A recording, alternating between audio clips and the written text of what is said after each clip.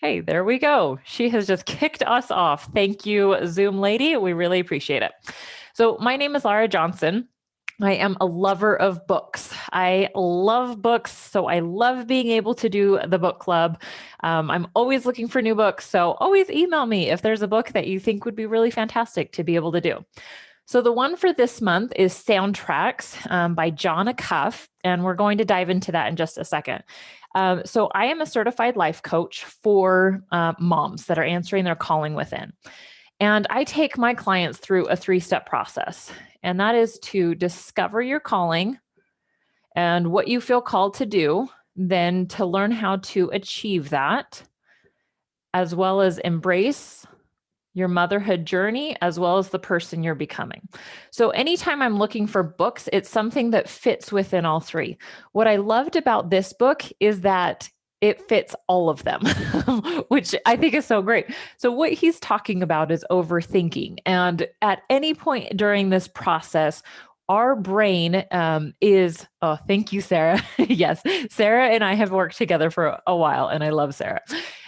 So anytime we're going through this process, we have our brain that will invite us to overthink, to cause us to be stuck in a decision, to really stall us out in whatever we feel called to do. So this is one of the reasons why I chose this book soundtrack, because it does fit within this model. So what we're going to be talking about today first is just a little bit about the book, just to give you a little outline. The second is how to apply the book. Books are so fantastic. They really increase our knowledge. But if we don't know how to apply the things that they're teaching us, there's no point. So I'm really big on application, which is why I love the book club in this format, so that we can learn how to apply it. And then the third step, if you choose to stay on, you don't have to. I'll tell you more about what I do and how all of this fits into that framework as a certified coach. So let's go ahead and get started. So if you haven't joined the book club before, you'll know that one of the things I love is to always read the end before the beginning. That's just something I love doing. So one of the endings that he has, I'm just going to read it to you real quick. It's on page, let's see, 214. He says, "Do you know what happens when you listen to new soundtracks? It gives your dreams more time, creativity, and productivity." So that's what I wanted to mention today before we start is for the next 45 minutes, you are giving your dreams a gift. You are giving what you feel called to do a gift. You are giving it the gift of time, creativity, and productivity by looking at the soundtracks that are happening in your brain. And we'll talk about what those are in just a second. So clear distractions right now. This is a gift that you are giving to yourself right now. Really be present for this. So when he starts the book, he talks about what is a soundtrack. So the way he defines a soundtrack is it is the thoughts that are on repeat in our brain. Every single one of us has this. And I love this phrase that he says. He's like, we all have those songs that we want to play over and over, the ones that we really like. But there's always those songs. For me, it's Pink. I really appreciate that a lot of people enjoy Pink. There is something about her music that rubs me the wrong way. Every time it comes on, I just change the station. It just doesn't jive with me. So I don't know if you have somebody that like every time their music comes on, it just like kind of like sends this like, I don't know, feeling through your body. This is the same way with our thoughts. Every single one of us has some kind of thought pattern within our brain that's playing on repeat within the back of our mind, whether it's conscious or not. And that is what's creating so many of the results of our lives, our unconscious thought patterns. So the way he talks about soundtracks, they're the broken records, the constant noise that's always going on that we don't yet realize or don't know what to do with them. And then we start believing the lies that it's telling us, the thoughts that we're not good enough, that we're not smart enough, that we don't belong in the group. And we'll talk about each of those in just a second. So just to clarify, soundtracks are the thoughts that are on repeat in our mind. They are conscious or unconscious. It is the chatter that's always going on. So when he starts the book, he talks about where he really shifted this soundtrack for the first time. And he talks about how somebody had reached out to them to go and speak at an event, and he wanted to be a public speaker, and he thought it would be a great opportunity. But immediately, the soundtrack of not being good enough to do that, not having ever spoken to people before, all of those soundtracks started yelling at him, as he described it. And in that moment, he had a turning point. And he said one of the thoughts that he had was, I think I can do this. That changed everything for him. Now, when we're looking at this for ourselves, I want you to think about like a ladder, where all the different rungs on the ladder, okay? At this point, we're standing down here, and the thoughts that we have are keeping this ladder just outside of our reach, where we feel like we have to keep jumping to reach that first rung of the ladder. These soundtracks are what's creating that for ourselves. But what he did in this moment, which I love, is he lowered the rung on the ladder so that he could reach it. And then with each of the new soundtracks he's creating, the new thoughts that he's creating, he's increasing the number of rungs on his ladder so it's easier to climb. So with this one thought, I think I can do this, everything shifted in his life. And he shares so many of those examples in the book. I want you to think about that for yourself. What is it right now that feels out of your reach? Maybe that is to start a business and it feels just outside of your reach. Maybe it's to get a new job. Maybe it's to have your kids home and work during the summer. That's a very real challenge. The only thing that I want you to think about at this moment is, I think I can do this. You are lowering the first rung on your ladder, and that is how we start moving forward. So in this moment, this is when Jon said that he shifted and he was able to present at this conference and do an exceptional job. And that was the kickoff to a brand new career for him, all from this thought, I think I can do this. So the first thing he talks about is, how do we start replacing the soundtracks that are coming on? So when I teach my clients, and he talks about this exact same thing in the book, is that we will have thoughts that come up in our brain. Now, the way I define thoughts, are just like the sentences, the constant chatter, like I mentioned before. And our thoughts will always create a feeling inside of our body. Now, when he talks about this, he's talking about like the feeling of overthinking, the anxiety, the overwhelm. This is what typically starts to happen when we're stuck on a broken soundtrack. Then that leads to some sort of action or inaction that comes up. Now, this action and inaction right here is what's creating the results of our lives. So if you're not getting all of the results that you want in your life, it's because there's some kind of broken record, some kind of feeling that you have based on a broken record that's going on. So in order to change the soundtrack, in order to change our thoughts, he gives us 3 questions. The first one is it true? Now, I just was on with a client just right before this. And one of the thoughts that she had, and we kind of went through the same process. She is a working from home mom. All of her kids are home now for the summer. And she was feeling very overwhelmed. And she had this thought of, I have so much to do. I'm a really good speller, but as my clients can tell you, if there's people watching me, I always mess up on my spelling. So she had this thought, I have so much to do. So we're going to put this through the Jon Acuff test, as he talks about in the book. When she has this thought, she starts feeling very anxious. And she said it's almost like it's very jittery in her body. Now, what I challenged her on is we went through this question. Is it true? Do you really have so much to do? And her brain said, yes, I do have so much to do. All 3 of my kids are home. I have got all this work that I need to get done. So I said, well, how many items do you have to do? And so we went through and we counted how many items. She had 10 items. Now, Jon would argue, like, is it true that 10 items is so much to do? Well, somebody might argue, okay, yeah, like maybe some of those items will take longer than another. I want you to really think about this for yourself.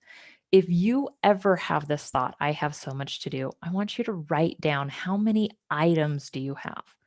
This gives your brain an opportunity to really question the soundtrack that's going on. And this is the whole point of the book, is to question the soundtracks that are there. Okay, so 10 items. She had 10 items. So the second question that Jon challenges us to have is it helpful? Okay. So when we have this question, is it helpful? We may argue, okay, yeah, so 10 items might be a lot, but is it helpful to think about those 10 items? For some people, they may say yes. I know for me that as soon as I have this thought, I have so much to do, it's not very helpful to me because I start getting really overwhelmed. And when I'm overwhelmed, I'm not as productive. And that's what he talks about in the book. Actually, oh, sorry, let me go back. I missed a quote that I wanted to read to you. Let me find it really quick. Okay, so yeah, going back to this, he said, one of the greatest mistakes you can make in life is assuming all your thoughts are true. It's very, very accurate. My brain gives me so much mind drama about everything. It creates stories. Our brains are fantastic storytellers. They want us to stay at home eating cookies, watching Netflix, scrolling social media because that's easy. So anytime our brain is offering us these broken soundtracks, it's to stop us from doing more, to progressing in our life. It wants to conserve energy by staying on the couch and never moving. So it will create stories like, I have so much to do, when you have 10 items to do. So is it true? The second thing is it helpful? And like I mentioned, it is not helpful for me when I get to that feeling of overwhelm, my body starts to shut down. And it will always stop action. That's one of the biggest clues, is if something is helpful and it's causing you to stop your action, you know that it is not the most helpful thing to be believing right now. Now, when I say that, something that always comes up in our brains, and it'll happen for every single one of us, is we'll say, but I do have so, like, our brain will argue. Completely normal. Allow it to argue. That's okay. We keep reminding it, yes, but it is not helpful for me. It's like our kids. It's like when our kids try and help us cook dinner. You know that feeling? They want so badly, and they'll argue with you that they are helping, but we both know that we can do it much quicker if they're not there. And there's times where, they can join in, but there's times where you just got to get it done. Same thing. Like, it's just reminding your brain, thank you for trying to help, but this is actually slowing me down right now. I don't want to feel overwhelmed. I don't want to shut down. I'm not going to continue saying this broken record to myself.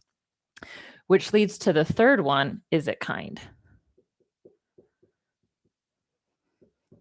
Now, I love what he said in here, is that when they surveyed, tens of thousands of people for this book, they asked all of these people the different feelings that comes up when they're overthinking, when they're stuck in their broken soundtracks. And 73% of these thousands of people said that overthinking makes them feel inadequate.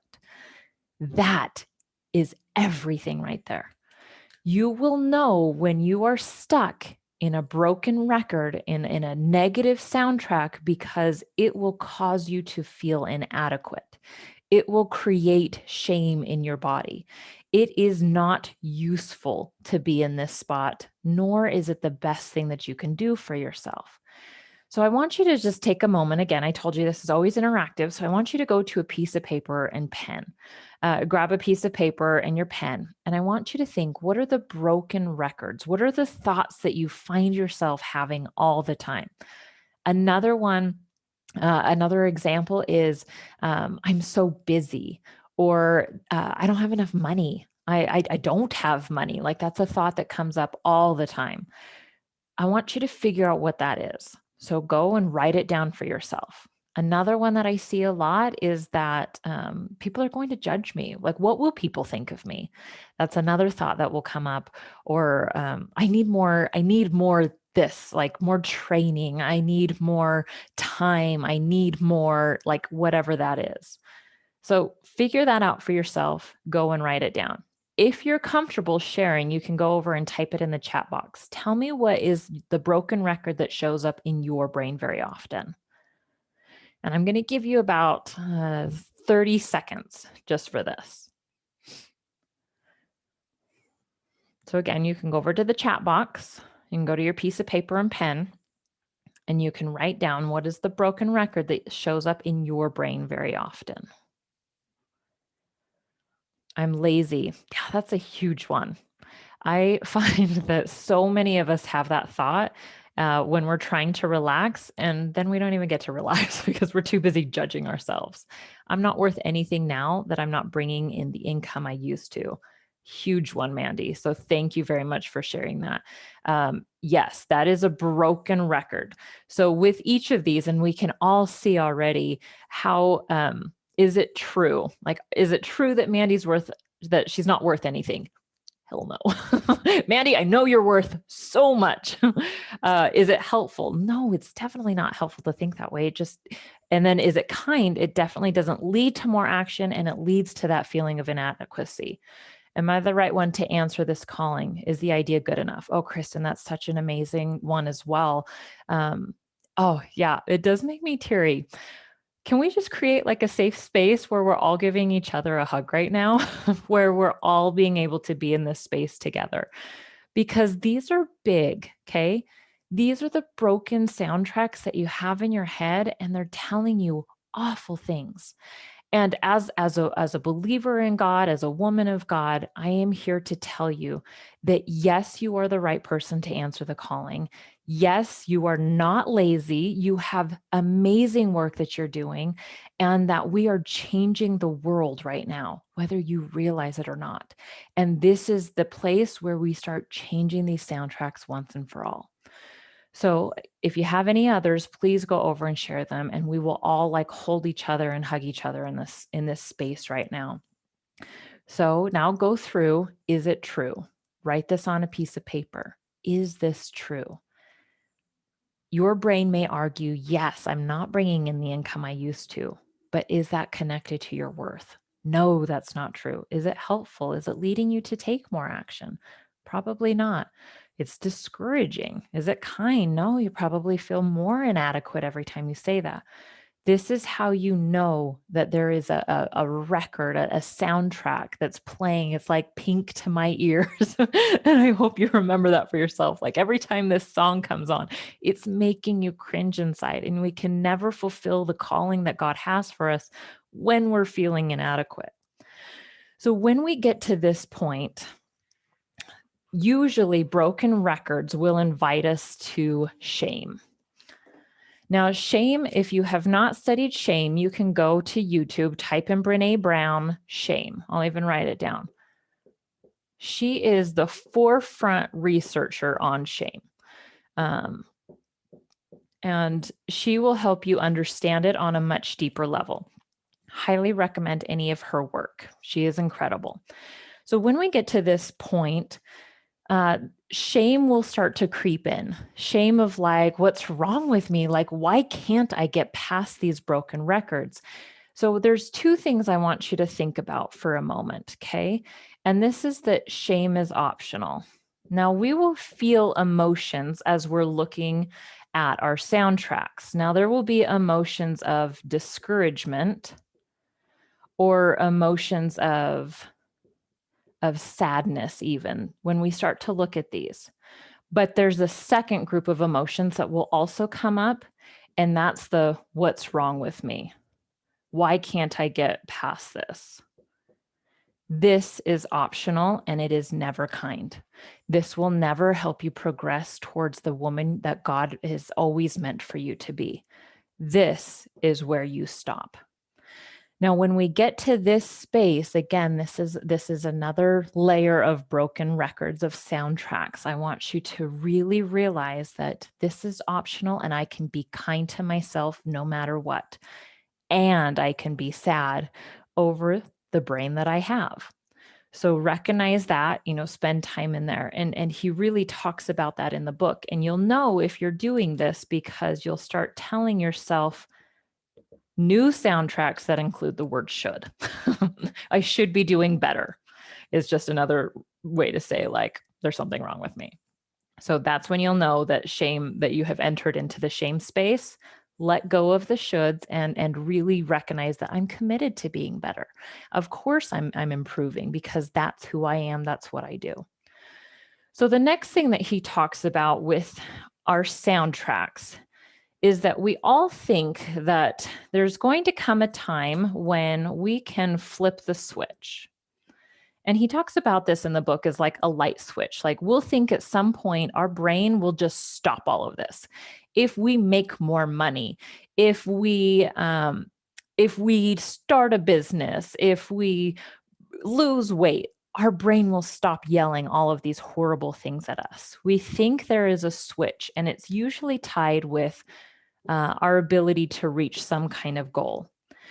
But what he talks about in the book, and what I always teach my clients, is that life will always exist of positive emotions and negative emotions, regardless of the goals that you're achieving. And he talks about this in the book, how no matter where he got in his life, there was never a switch where his brain stopped overthinking. There was never a switch where he stopped feeling inadequate or questioning every decision that he made. So he was talking with, I think it was a therapist in the book. And he talks about how the therapist described these soundtracks. He said the point is never to create a switch because it just doesn't exist. It's an illusion. He said the point is to turn the dial. So he said instead of mentally thinking it as a switch, think of it as a dial. When the broken soundtracks start to come up, our job is to learn how to turn the dial back. So it's not the forefront of our mind, but that it can just be in the back and we can still be progressing forward in whatever goals, callings that we have. So every time we get to this spot, I want you to think about the broken record that you have. We all were sharing that. I want you to just close your eyes for just a minute. Make sure all your littles are safe. If you're driving, definitely don't do this, but close your eyes for a second. And I want you just to envision all of these on repeat. Whatever it is that you shared with the group, whatever it is you wrote down, notice them swirling around in your mind. Let them swirl for a minute. Okay. Your eyes closed? Are they swirling? Now I want you to slowly think about a dial, and I want you to turn the dial down. So slowly, what's swirling in your brain gets smaller and smaller and smaller, so it's a little quieter. Now, this takes practice. This takes being intentional about that. And it is not a long-term solution that it will always stay quiet. At times, it will become louder. It will overtake everything in your brain. I know the days when I wake up and that's going to happen. Those are the days that I'm most kind with myself. Those are the days that I might spend in my closet crying on the floor because my brain is being really mean. That actually happened. It was probably like 3 or 4 weeks ago. My husband's like, what is going on? I mean, it was a solid 4 hours of crying. Okay. This is not like a little thing. And I feel like I know these things. Like I teach them to my clients. I practice them every day. And he's like, "Are you okay? Like, what can I do?" And the only response I had for him was, "My brain is being really mean to me right now, and I just need to stay with myself. I needed to give myself space to turn the dial down." Now, for me, I was really grateful it happened on a Sunday, but there are times when it happens. I say Sunday because that's the day my husband's home from work. But there are times where it happens during the week, and sometimes I turn a movie on for the kids while I'm crying because I need to give myself the space to turn down the dial. So really ask yourself in that moment, what can I do to give myself grace in this moment? Let me practice turning down the dial. Let me visualize myself going through and seeing these thoughts spiraling. So give yourself just a second again to take a deep breath and turn down the dial. So, a couple other things that he talks about in the book. So, I gave you one to like mentally visualize. He said there are a couple different techniques that you can do as well. And it is important that you write these techniques down. Okay. Because when our brain gets to this situation, we will feel so overwhelmed that we can't think clearly. When the soundtracks get so loud and the overthinking is overpowering our brain, it is important to already have a plan in place. I call it like my emergency preparedness plan for my anxiety, or my emergency preparedness plan for my overthinking. Like, create this plan already. And he talks about that in the book. What are the techniques? So the first one I want you to think about, and that he asks in the book, is what are you currently doing? Now, I love this part in the book where he said, I know people are always doing this. They all have different techniques that they're using in these moments, but they're embarrassed to say it. And he's like, why are we embarrassed to say these things? Like, let's talk about these things. He said, I know they're embarrassed because what they'll do is they'll always start out saying, okay, this sounds really silly, or I'm embarrassed to say this, but I do X, Y, and Z. So I want you to think about this for yourself. What is it that you are currently doing? You want to know my embarrassing one that I do? Every night when my brain is super loud, when I'm trying to go to bed, I pet my cat. She'll crawl up to me and I just like have this smile and I just pet her, and that's how I fall asleep. That's one of my techniques, that my turning the volume down techniques that I use every single night. So what are you currently doing? You can go to your piece of paper, you can write it down for yourself, you can even go to the chat box. Another technique that I have that I absolutely love to do is I have specific genres of music for different emotions that I'm feeling. I know that sounds really silly, and I love it. I know that I need to listen to Linkin Park when I'm exercising. I just know that. Like, that's one of those crazy things about me. I know that I want like soothing gospel music when I'm feeling really anxious in the evenings. That's just one of my techniques that I have.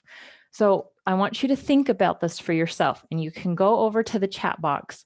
What is it that you are currently doing to help with your turning down the volume? Okay, so give yourself just a chance to answer that. And again, you can go over to the chat box and think about it for yourself. Another thing that I know that I do is I love to listen to music when I am cooking. I have a lot of thoughts about me not being a very good cook, and I start feeling really inadequate a lot of times when I'm cooking. So I turn on really fun music. I know that I can Marco Polo one of my girlfriends anytime I'm feeling overwhelmed. It's just one of those techniques that I employ. So think about that for yourself. And I'm going to read to you a couple of his, which I love that he included in the book. Hold on, let me find it really quick as you are writing those down. So when he talks about this, he talks about running. For him, that's a really big one. He wants to, he said every time he's out, he's like, I need endorphins like a fish needs water. And he said, find a way to get some endorphins into your system. Maddie talks about 4-7-8 breathing. Breathe into the count of 4, hold for 7, and release for 8. Do that 3 to 4 times. Works every time. That is so fantastic, Mandy. Thank you for sharing. Everybody, take a screenshot of that. Like, that's something that every single one of us can do, and it takes a split second, and it helps us to turn the volume down on these soundtracks. Another one that he talks about in the book is Lego sets. He loves Lego sets. Can we just please have more adults talk about how many toys they have and that they love?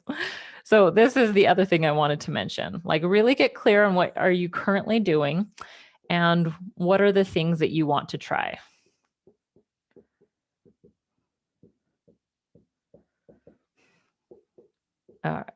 What are things you want to try? It's important for us to have these things that we want to try but that they don't require a lot of mental energy and they don't require a lot of time. We are busy. I completely understand that.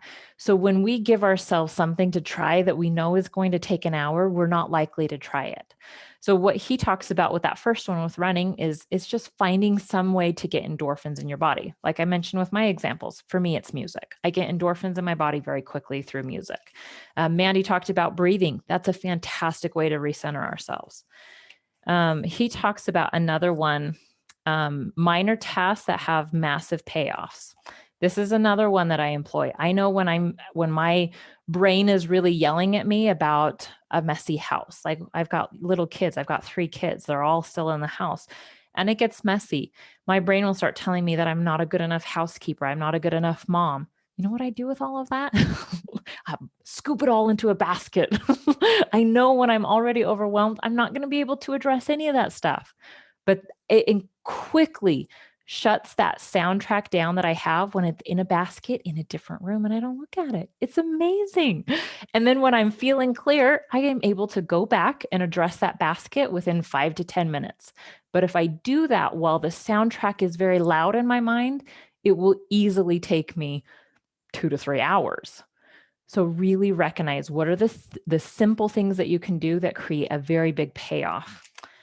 The other thing that he talks about in the book is friends. Like I know for me, and I mentioned Marco Polo, if you haven't used Marco Polo, if you don't have those friends you can reach out to, please reach out to me. I will always be there to listen for you, listen to you.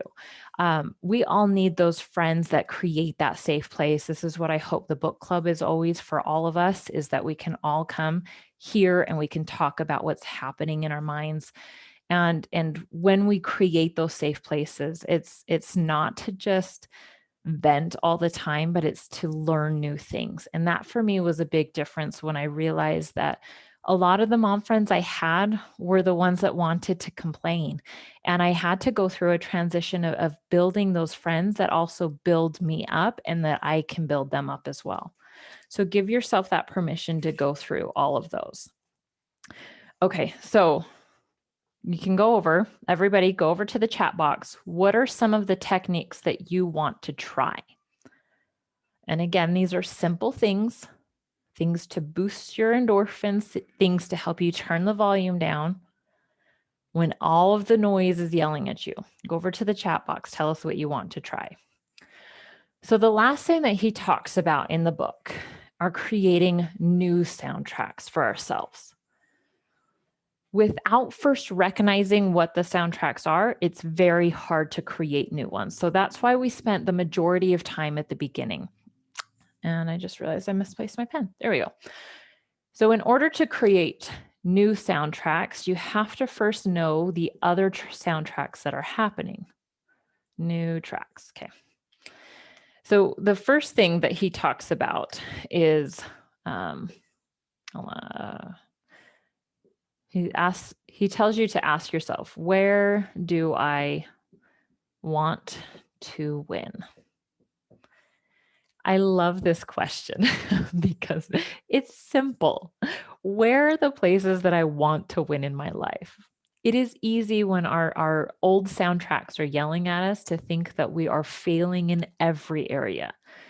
This allows us to think about one simple thing. Where do I want to win? Is it scrubbing my bathrooms? Is it sending an email to somebody? Is it checking something off of my list? Where do we want to win? He said the second question is, what soundtrack will help me do that? What do you need to believe in order to accomplish this win? For me, sometimes it's something simple as I am really like the thought I always come back to is I'm a strong, capable woman. Like for some reason, every time I say that, I'm like, yeah, like that feels good to my bones. So really practice like what is the soundtrack that will help you do that? For a lot of people, it's recognizing that I accomplish so much on my to-do list every single day. I think some simple stretches would be good. Yes, I love the simple stretches, Kelly. That is a big one for me as well. I love to stretch. I have fibromyalgia. For those that haven't been on this before, I do have fibromyalgia, which is like a chronic pain disorder. So, yes, being able to move my body, stretch my body, breathe, all of those things, those are all huge. Find a new way to exercise. Yes, Kristen, like, okay, let's look at that for just a second. I want to win by finding a new way to exercise. What are the soundtracks that will help you do that? And it might be something like I'm committed to my health. I'm committed to moving my body. Those are all soundtracks that will help you create something that will move you forward. And then the third thing that he says is, what actions will I take to get there? It's not enough to think happy thoughts. Okay. And I'll tell you right now, like I spend so much time in mindset, I spend so much time in all of that, but it's not enough to only stay in mindset. Start looking at what actions will you take to get there? Maybe for Kelly, it's really being able to set out your shoes. Like those actions are so simple. Like for me, it's making sure that I have enough exercise pants so I don't have to do laundry in between, because my brain's like, oh, no clean pants. Sorry, you can't exercise. So that's one of those actions that I just bought a couple extra like exercise pants, where I was able to see that was one of those soundtracks that I had that wasn't helpful for me. So what actions will you take to get there? So you can really go over to the chat. If you want us to go through what win that you want and some of the soundtracks that you can employ and actions that you can take, go over to the comment box and comment. Let's really figure this out for yourself. So when I'm building new soundtracks, and he talks about this in the book, where it's learning how to not fight with our brain, but learning how to let it be there, and to embrace and to accept all that's here as part of our humanness. And it's learning to work with it, not fight against it. So one of the ways that I don't know if you can see it right now. I have a poster board that I keep just on my closet, just out of view. And the poster board are like all of the new soundtracks. I call them thought patterns. There's so many different ways that you can talk about it. What are the ones that I'm building? What are the ones that I'm creating? What are the ones I'm wanting to believe that I think I can do this? The ones just beyond, not like the huge stretch, but the ones just beyond, the ones that feel good to my soul. And I write them on the poster board. So in the morning, I'm able to stand and I'm able to go through and read each of those. So in the book, he gives us a new anthem to repeat. And he has incredible statistics about every single person that reads this anthem for themselves morning and night. It takes maybe 30 seconds.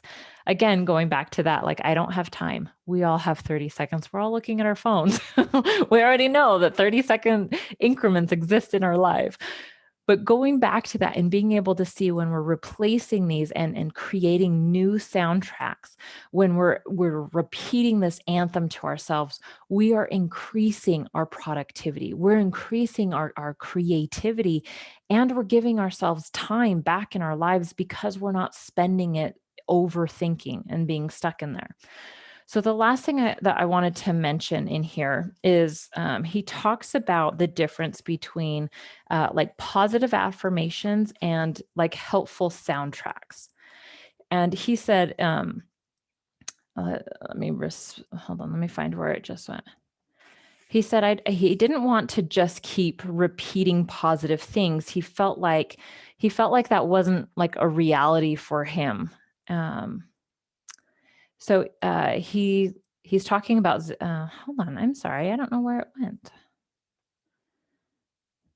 Okay, so he said, in situations where like negative situations caught you off guard, he says, is it better to just be positive and push through? Should you always look at the bright side of things? Talking about like positive affirmations. And this was a person he was interviewing, and the person said, no, it's not negative to identify a problem. In fact, it's positive now you're in a position to work on the solution. It's not negative to admit you have a problem. You don't have to be positive about everything in your life. I want you to really hear that. You don't have to be positive about everything in your life. In your life if your life is difficult right now because of things that have happened to you, it's not negative to acknowledge that. It's only negative if you stay there. What you want to focus on is the solution. So I want you to really stay with that for just a second. Are you focusing on only the problem, or are you creating solutions for your life? That is the difference between like really doing this work for yourself. It's not enough just to see the broken soundtracks. It's creating new ones for yourself. It's identifying solutions that you can employ in your life and use every single day. So really think about that. There's one last visual I wanted to give you, that when you think about this for yourself, when the broken soundtrack starts to come up, because it will, it's not a matter of if, it's a matter of when, I want you to think about a line in the sand. Over here are the new soundtracks. We're going to put ST. Over here is also the actions that you want to be taking. Over here are the broken soundtracks, the ones that are playing on repeat. When you start to see them come up, think about just stepping over. You don't have to replace every single one, but just step over the line that you draw in the sand for yourself and let yourself know, I'm not going to treat myself like that any longer. I choose to believe these new things. There is no thought police. You can literally believe anything you want about yourself. As soon as you do that, go start gathering evidence about how those things are true. If I tell myself I'm a strong, capable woman, I then go collect evidence to prove to myself how that is true. This is how it solidifies that new soundtrack. This is what keeps you in motion to take the actions that you want. So this is soundtracks in a few minutes. This is like the synopsis of the book.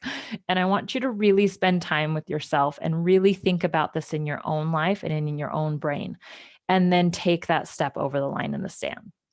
So if anybody has questions, I have just a couple minutes where we can answer questions. If you're not sure how it applies to you, let's really work on this for you. For this last little bit, I'm just going to share briefly what I do. You can leave. You don't have to stay on. I don't ever want people to feel like they're being sold to. This is like so much part of who I am that I love sharing it with other people. So when going back to the beginning, like we had talked about, when I'm looking at books and why I choose the books that I do, it comes back to the framework that I create for my clients. And that is to discover who they are and what they're meant to do in their life. What is that calling that God has for them? Then it's teaching them how to achieve that, how to set goals and achieve them while not burning ourselves out. And then the third step is to embrace our motherhood journey, the relationships of our lives, and the person that we become. So when I'm working with my clients, this is the overall framework that I move them through. And I do that by working with them one-on-one, which means we're getting on a phone call and we're going through the things that they're struggling with, and I'm meeting them where they're at and helping to create those new soundtracks in their lives by cleaning up all the old ones and then moving them forward, taking the actions that they want to in their lives. So every single day is an opportunity for you to move toward that, whatever that calling is. If you don't know what that calling is, even better, that's where we start. Now, this is something that I love doing. I'm passionate about.